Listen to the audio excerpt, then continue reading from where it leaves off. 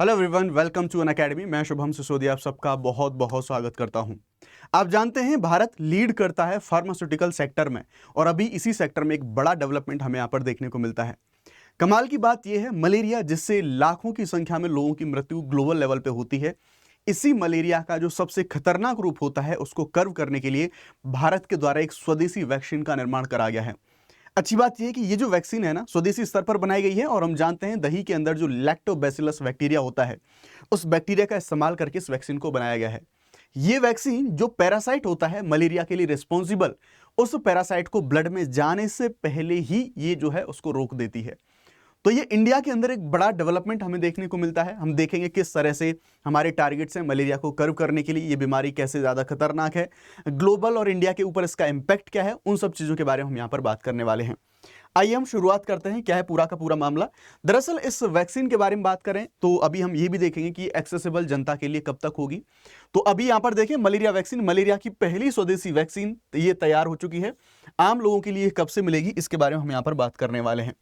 तो हम देखेंगे यहाँ पर विकासकर्ता यानी कि किसके द्वारा इस वैक्सीन का निर्माण करा गया है, तो आईसीएमआर के द्वारा। दरअसल यहाँ पर हम आरएमआरसी यानी कि भुवनेश्वर क्षेत्रीय चिकित्सा अनुसंधान संस्थान, उनके द्वारा इसका डेवलपमेंट करा गया है। ये राष्ट्रीय मलेरिया अनुसंधान संस्थान और राष्ट्रीय इम्यूनोलॉजी संस्थान, इनके सहयोग से प्री क्लिनिकल परीक्षण यहाँ पर करे गए हैं। वैक्सीनेशन में हम बात करते हैं कि दरअसल अब इनके द्वारा इसका निर्माण तो कर लिया गया है। अब ये ऐसी कंपनीज को आवेदन इनको बोले हैं, यानी कि इन्होंने बोले हैं क्या वो कंपनी अप्लाई कर सकती हैं जो उसका प्रोडक्शन कर सकें और आम जनता में फिर इसका वितरण किया जा सके। नाम है इसका एडेल्फासी वैक्स, ये इसका नाम यहाँ पर रखा गया है।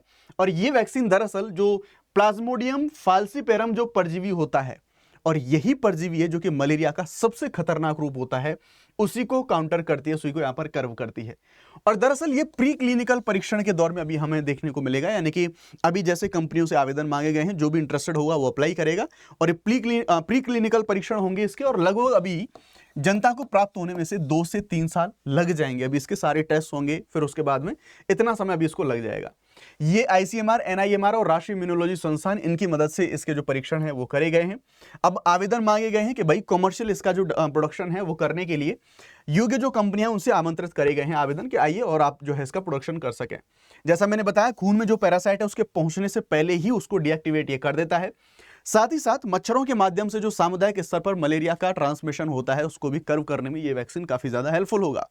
और जैसा मैंने आपको बताया कि इस वैक्सीन का निर्माण लैक्टोकोकस लैक्टिस, दही पनीर में जो बैक्टीरिया होता है, उसकी सहायता से इस वैक्सीन का निर्माण आपको यहां पर देखने को मिल रहा होगा। थोड़ा सा विशेषताओं के बारे में बात कर लेते हैं। तो दरअसल 2 परजीवी चरणों के लक्ष्य ये करके इनको व्यापक सुरक्षा जो है यहाँ पर दी गई है। ये मलेरिया की वैक्सीन, बेहतर दीर्घकालिक इम्यूनिटी मिलेगी, रूम टेम्परेचर पर 9 से ज्यादा महीने तक आप इसको स्टेबल रख सकते हैं, स्टोर रख सकते हैं। बहुस्तरीय वैक्सीन है, यानी कि व्यक्ति और सामुदायिक दोनों सुरक्षाओं को ये सुनिश्चित कर सकती है। अब देखें तो यहाँ पर कुछ डेटा के बारे में बात करते हैं कि भारत और पूरी दुनिया इस मलेरिया नाम की जो बीमारी है से कितनी ज्यादा प्रभावित है। तो हम देखेंगे 2015 से लेकर 23 तक मामलों में गिरावट कितनी देखने को मिली। हमने एक ठीक ठाक जो कर्व है या फिर काउंटर है हमने किया है, 80.5% तक मामलों में गिरावट हुई है। मौतों में कमी कितनी हुई है, 78.38% मौतें कम हुई हैं। WHO के द्वारा मान्यता के बारे में बात करें तो भारत को HBHI ग्रुप यानी कि high burden to high impact, इस ग्रुप से 2024 में बाहर निकाल दिया गया WHO के द्वारा। टारगेट हमारा 2027 तक हम मलेरिया को 0 कर दें और 2030 तक हम इसे पूरी तरह से इसे हम एलिमिनेट कर दें। थोड़ा सा ग्लोबल सिनेरियो क्या है उसके बारे में बात करते हैं मलेरिया का। तो यहां पर वैश्विक प्रभाव देखें, 26.3 करोड़ लोग प्रभावित होते हैं इससे, 6 लाख से ज्यादा मौतें मलेरिया से होती हैं। सबसे ज्यादा प्रभावित, बुरी बात यही है हमारे लिए कि ऐसे कंट्रीज जिनको दुनिया का लीस्ट डेवलप कंट्री माना जाता है, जैसे अफ्रीकन कंट्रीज होते हैं, मलेरिया के मामले में भारत की स्थिति लगभग वैसी है, भारत वहीं पर स्टैंड करता है। जैसे नाइजीरिया रहा, डेमोक्रेटिक रिपब्लिक ऑफ कॉन्गो रहा, भारत रहा, मोजाम्बिक रहा, ऐसे कंट्रीज के साथ में हम देखते हैं कि हमारी जो बीमारी है ये बीमारी हमें यहाँ पर ज्यादा देखने को मिलती है ना। अगर यहाँ पर थोड़ा सा समरी के बारे में बात करें सभी डेवलपमेंट की, तो आप यहाँ पर देख सकते हैं कैसे ये काम करती है, कैसे संक्रमण को रोकती है, किस बैक्टीरिया से बनाया गया है, कैसे ये 2 फेजेस में काम कर रही होती है और मौजूदा जो वैक्सीन है उनकी तुलना में ये बेहतर है, कितने दिन इसको स्टोर रख सकते हैं और क्या ये पूरी की पूरी सहायता हमें यहाँ पर दे सकती है ना। चलिए बाकी जो कुछ बिंदु हैं उनके बारे में बात कर लेते हैं। मलेरिया के बारे में हम बात करें तो हम लोग जानते हैं ये एक संक्रामक बीमारी है, एक व्यक्ति से दूसरे व्यक्ति में फैलने वाली, और जो प्लाज्मोडियम है, जो परजीवी, प्लाज्मोडियम परजीवी होता है, पैरासाइट होता है, उसके माध्यम से फैलती है। वहां के इसके मच्छर होते हैं जो मादा एनाफिलीज मच्छर होते हैं, उनके बारे में बात कर रहा हूं। परजीवी मादा एनाफिलीज मच्छर है, उसके काटने से ये इंसान से इंसान के अंदर फैलता है। अब इसके डायग्नोसिस के बारे में बात करें तो ब्लड स्मीयर टेस्ट होता है, यानी कि माइक्रोस्कोप होता है, उस माइक्रोस्कोप से इस ये जो पैरासाइट होता है, इस पैरासाइट को पहचाना जाता है। साथ ही साथ रैपिड डायग्नोस्टिक टेस्ट होता है एक, और एक पीसीआर टेस्ट होता है, यानी कि ज्यादा सटीक लेकिन थोड़ा महंगा ये टेस्ट होता है। ट्रीटमेंट देखते हैं, मलेरिया के ट्रीटमेंट्स के लिए क्या क्या चीजें अवेलेबल हैं। तो हम देखेंगे यहाँ पर आर्टेमिसिनिन बेस्ड कॉम्बिनेशन थेरेपी होती है, जिन्हें एसीटी के नाम से द्वारा बोला जाता है, और WHO के द्वारा इनको अनुशंसित रिकमेंड करा जाता है। क्लोरोक्वीन यानी कि PYX के लिए प्रभावी होती है, और जो प्रिमाक्यून है वो लीवर स्टेज के जो परजीवी हैं उनको खत्म करने के लिए ये इसका जो इस्तेमाल है, इसका इस्तेमाल यहाँ पर करा जाता है। तो ये कुछ कब से ये वैक्सीन कैसे क्या है, क्या डेवलपमेंट हुआ है, किसने डेवलप करा है, थोड़ी सी एक बेसिक इन्फॉर्मेशन थी, उसके बारे में हमने बात करी।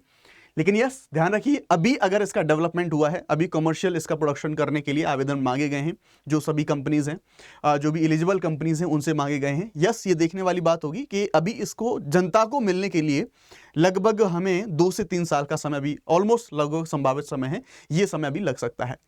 अगर हमने यहाँ पर मलेरिया के बारे में बात करी है तो दोस्त आप सबको इस मलेरिया से रिलेटेड क्वेश्चन है, इस क्वेश्चन का आंसर आपको अपने कमेंट सेक्शन में करना है। आइए क्वेश्चन देखते हैं। क्वेश्चन है, निम्न कथनों पर विचार करिए। मलेरिया रोग यानी कि प्लाज्मोडियम नामक बैक्टीरिया से होता है। प्लाज्मोडियम फाल्सिपेरम मलेरिया का सबसे घातक प्रकार माना जाता है। मलेरिया केवल संक्रमित पानी से फैलता है। इनमें से कौन सा कथन सही है? 1 और 2, केवल 2, 1 और 3, 1, 2, 3। इसमें से जो भी करेक्ट आंसर होगा आप सब लोग मुझे कमेंट सेक्शन के अंदर बताएंगे, और इसका सही जवाब आपको वहां पर टाइप करना होगा।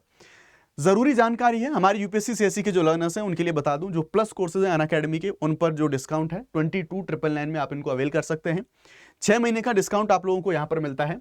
जीएससी सेट टेस्ट सीरीज सारी चीजें आपको मिल जाती हैं। शुभ 50 अगर आप इस कोड का इस्तेमाल करते हैं तो आपको मैक्सिमम डिस्काउंट मिलता है। फॉर हैवियर डिस्काउंट आप सीधे डायरेक्टली टेलीग्राम के थ्रू मुझसे जुड़ सकते हैं। टेलीग्राम का लिंक आपको दिया गया है वीडियो के डिस्क्रिप्शन में। ठीक, अगर हम बैचेस के बारे में बात करें तो हम देखेंगे यहाँ पर हमारा हिंदी इंग्लिश बाइलिंगुअल सारे के सारे बैचेस ऑलरेडी लाइव हो चुके हैं, आप जुड़ सकते हैं साथ में। 30,999 जीएस के साथ साथ जो ऑप्शनल सब्जेक्ट हैं उन सभी ऑप्शनल सब्जेक्ट में भी आप लोग एनरोल कर सकते हैं। थैंक यू वेरी मच, जय हिंद।